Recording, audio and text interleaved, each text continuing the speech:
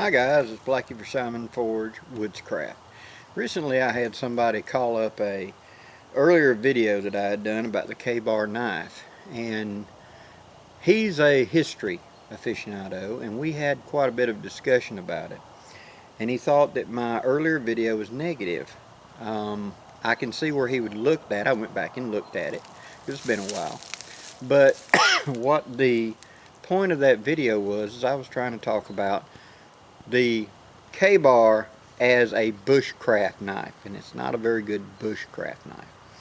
But that doesn't mean that I don't like this knife, because I really do.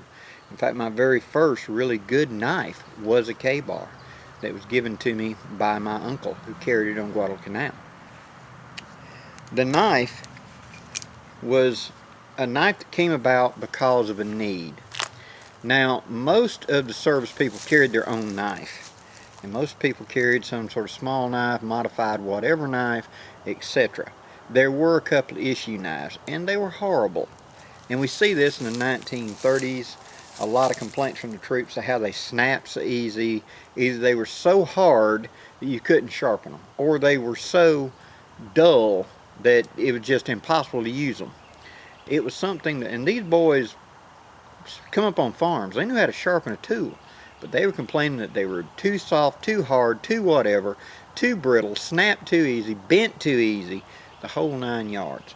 And so a committee was formed for a utility / combat knife. And that's important, because this was not just a combat fighting knife like we think of a Sykes-Farabee double-edged dagger. This was to be a utility knife, because a lot of these guys were still issued, depending on the meals and etc., they may get a hunk of meat because there's a dead cow up here and we're going to utilize it. They needed a knife. They was lots of things that where the knife was being utilized other than the combat role. So we needed a working knife. Now, if you will simply back up and look, you'll see that the Civil War, the knife of choice was a Bowie knife. It seemed like everybody carried Bowies. It was the dueling, the fighting knife. And so it's natural that just 60 years later, the Bowie knife would still be in big demand. And so it's a elongated Bowie clip. It's a really good fighting knife. It had a false back edge that was sharpened, or could be sharpened fully up depending on the soldier's needs.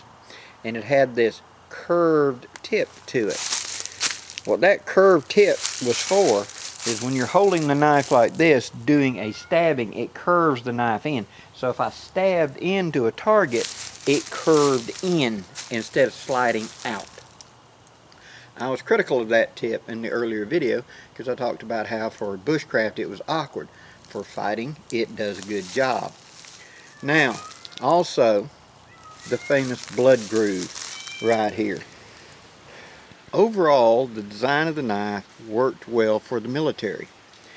The slots here, commonly called blood grooves, were common in bayonets because when you would harpoon into a thick piece of meat, quite often it would form a suction. It was hard to pull it out. This allowed air in so it would come back out. These were the standard features that were present in the knife when it was adopted. But we call this a K-bar.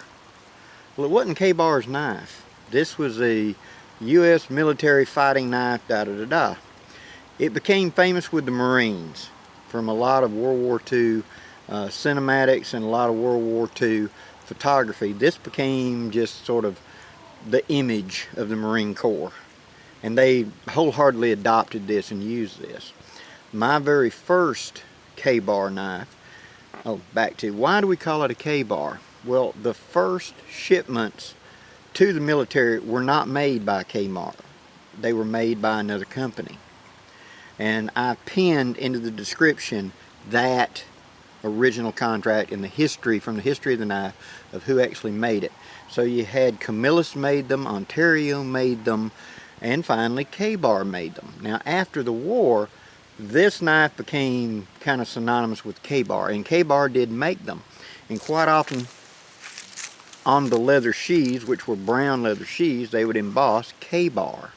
And so the name stuck, and we started calling this the K-bar knife, much like the name of the vehicle that we produced in World War II, which was called the General Purpose GP, got changed into being the Jeep, J-E-E-P. That wasn't ever a name, but it was a name that got kind of put with it. And so we think of that as the Jeep. This is the K-bar, etc. It was icons of that day. These are good fighting knives. They're decent field knives, but they are not a great field knife. And that's some weaknesses in the design. And this was prevalent in the military, knew it and acknowledged it as well. For one thing, the leather deteriorates over time in a very wet environment. It will get mud impregnated in it if you're doing a lot of mud work, you know, going through things. But these were meant to be disposable, basically. The K-bars were shipped in crates to the front, to the military, and so you'd use it. If it broke, if it snapped, if what, you threw it away and got another one. You know, this was not an heirloom to be handed down. This was much like I said, like a canteen or any other piece of web gear. When it deteriorated, you simply went and changed it out for another one. In fact, my uncle who fought, both my uncles fought in World War II, and my uncle who was in the Marine Corps, and I got his K-bar. This isn't it, but I got his K-bar. And he talked about how they used them for tent stakes. They used them to nail into trees, to hang things on. It was disposable, you know. A weakness of the design, however, and you can see it right there in that end, is it's a rat tang, which means this blade is milled down to a narrow tang that comes through all that leather and right there, and then that's pinned. That cap washer is pressed on and a pin is put all the way through it. This means that if you're like batoning it, it has a risk of snapping right here. If you're prying or bearing down, it has a risk of snapping it. A lot is to do with whoever made it at the time, how well did they radius those two. If it's too sharp angled, it's a weak point, and bearing down, it'll snap off. And the military knew that and they acknowledged it. But still, these are issue because it's a good fighting knife. It is a good field knife for the military's application.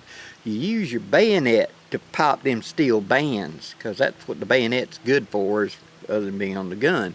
You use this for the cutting knife when I'm slicing up something, when I'm doing the utility work, and as a last ditch fighting knife. So it's a good knife for that purpose. Now, today, you can buy them from several manufacturers. And in fact, this one was gifted to me by a current U.S. military soldier who I gifted him a kukri because he was about to deploy to combat, and he gifted me this. He'd got it at the PX. This is a U.S. marked Ontario. So there are those that say it's not a true K-bar. No, it's not. But then Ford Motor Company made the Jeep in World War II. So is it not truly a Jeep if it ain't made by Ford? You know, the history of the knife was it was a utility work / combat knife. And it's a good knife. And it's a great piece of history. And if you never had one, get one and try it out. It's not the knife you want to have for bushcraft, but it is a good knife. And if you like military type stuff, it's a good design. I hope this helps, guys. Please leave any questions or comments below. Until next time, I'm Blackie for Shaman's Forge Woodscraft. Wishing you safe journeys. Have a great day, guys.